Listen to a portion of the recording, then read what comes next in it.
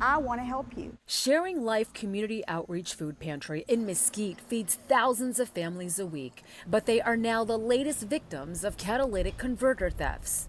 I'm willing to help you. Did you need rent money, utility money? Did you need food? Teresa Jackson is the CEO of the company, who says the families they're helping never know where the next meal is coming from. So we can't deliver food to partners if we don't have trucks. During the overnight hours, heartless criminals stole catalytic converters off of their food trucks. It was parked in the back of Lake Point Church on Emporium Circle. I looked up underneath and everything was, like I said, was cut open.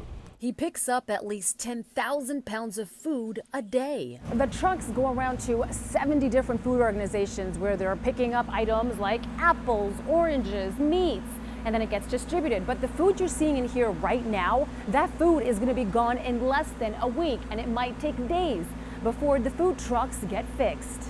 And getting a rental truck because of the chip shortage across the country has been impossible. We called and no one had a lease available right now. They are all booked up. With the truck out of service, the food shortage will have a trickle-down effect. Children in summer school programs rely on the food. That food goes into our summer feeding backpacks, and we provide that food to kids in the summer who are not getting free lunch and breakfast at school. In the end, Jackson says faith will lead the way. Because that's who we are. We are overcomers, and we get things done. So what's the next step? The food bank is trying to work all of that out now, but if you would like to help, there is a link on our website, WFAA.com. We're in Mesquite. I'm Molly Basu.